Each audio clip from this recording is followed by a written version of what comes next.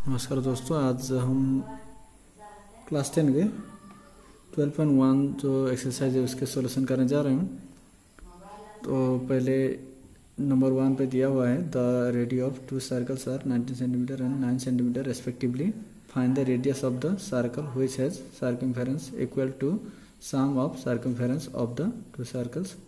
इस क्वेश्चन का मतलब ये है कि मतलब दो सर्कल है, मान लीजिए ये एक सर्कल और ये दूसरा वाला सर्कल, और ये दो सर्कल का जो इसका सर्कमफेरेंस है उसका सर्कमफेरेंस प्लस करने से जितना होगा थर्ड वाला का उतना ही होगा। तो इस बड़ा वाला जो सर्कल है उसका रेडियस कितना होगा वो निकालना होगा। मान लेते हैं पहले वाला का R1, दूसरा वाला का R2 और जो लास्ट का है उसका R। तो सॉल्व हम लिखते हैं, सॉल्व हम लिखेंगे कि let the radius of first circle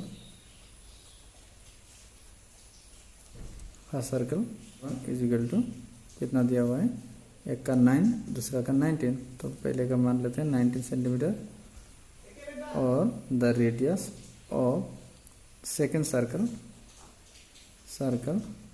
लिखते हैं second circle R2 is equal to इसका 9 सेंटीमीटर। और लेट ये दोनों प्लस करने से जो सर्कल क्रिएट होगा उसका हमने क्या पकड़ा था थोड़ा देर पहले कि R, capital letter R।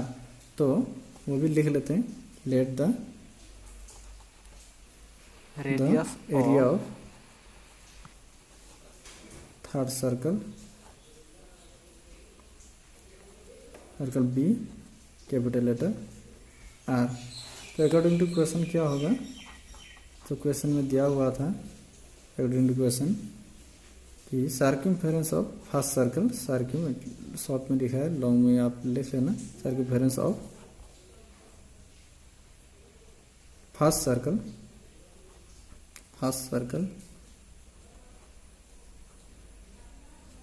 Plus circumference of second circle is equal to circumference of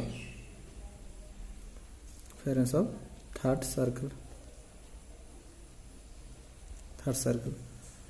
तो अब सर्कमफेरेंस का फॉर्मूला क्या है, 2πr। तो पहले वाला सर्कल के हिसाब से पहले वाला सर्कल का फॉर्मूला क्या होगा, 2πr1 और दूसरा वाला का होगा 2πr2 और जो तीसरा वाला था तीसरा वाला का होगा 2π कैपिटल लेटर R। इसमें दोनों में 2π है, 2π हम कॉमन लेते हैं, R1 प्लस R2 होगा इज इक्वल टू इधर 2πr, 2π कैंसिल करते हैं और R1 और R2 का वैल्यू पुट करते हैं। R1 और R2 का वैल्यू कितना है, एक है 9, दूसरा है R1 का हमने पकड़ा था 19 और R2 का पकड़ा था 9। तो ये दोनों 19 और 9 प्लस करने से कितना होगा, 28 होगा। R is equal to 28। So the required radius of circle is equal to 28 centimetre. मतलब जो 3 नंबर वाला सर्कल निकला था उस सर्कल का रेडियस होगा 28 सेंटीमीटर। तो पहले से लास्ट तक इस सम को देख लीजिए, अगर कहीं पे भी समझ में कोई प्रॉब्लम हुआ तो कमेंट करके पूछ सकते हैं। धन्यवाद। इस बार क्वेश्चन 2 देखते हैं। इसमें दिया है कि the radius of two circles are 8 centimetre and 6 centimetre respectively. Find the radius of the circle having area equal to the sum of the areas of the two circles. इसका मतलब ये है कि मान लेते हैं दो सर्कल है, एक बड़ा सर्कल और एक छोटा सर्कल, और ये दोनों सर्कल का एरिया प्लस करने से थर्ड सर्कल का इक्वल होता है, और जो मतलब इसका एरिया जितना निकलता है और उसके हिसाब से इसका जो रेडियस होगा उसका रेडियस निकालना होगा। इसका मतलब ये है कि इसमें दो सर्कल है, एक बड़ा सर्कल और एक छोटा सर्कल, तो इसका एरिया और इसका एरिया प्लस करने के बाद जो सर्कल निकलता है उस सर्कल का रेडियस निकालना होगा। तो इसीलिए हम पहले क्या करते हैं कि पहले हम लेट कर लेते हैं, let the of radius of first circle, और इसको R1 R2 पकड़ लेते हैं, इसको R1 इसको R2 मान लेते हैं। ये डायग्राम आप ड्रॉ भी कर सकते हैं, नहीं ड्रॉ करने से भी कुछ प्रॉब्लम नहीं होगा। तो radius of R1 is equal to कितना दिया हुआ है 8 centimetre and the radius of R2 कितना दिया हुआ है 6 सेंटीमीटर। तो फिर हम क्या करेंगे, थर्ड वन जो सर्कल है उसका रेडियस हम पकड़ लेते हैं, capital letter R, let the area of radius of third circle B कितना पकड़ लेते हैं R, कैपिटल लेटर R। तो अकॉर्डिंग टू क्वेश्चन क्या होगा, according to question area of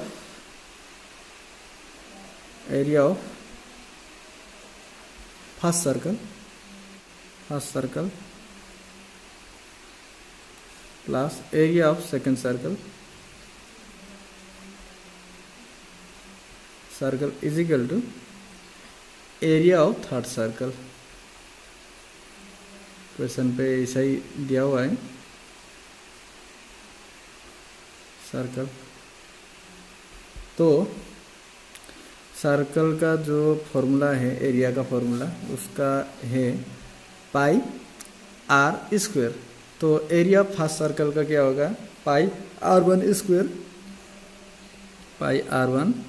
square plus pi R2 square is equal to pi capital letter R square.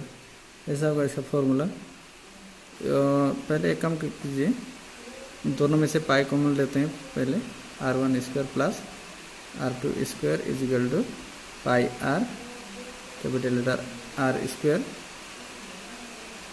Pi इधर R1 का कितना है 8 है, 8 स्क्वायर प्लस R2 का कितना था 6 स्क्वायर है, तो स्क्वायर देते हैं।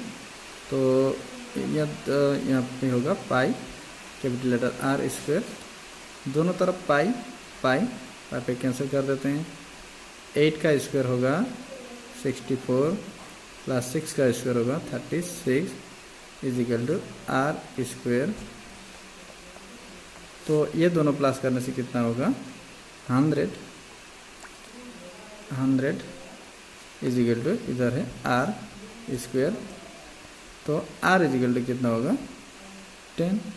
Therefore the required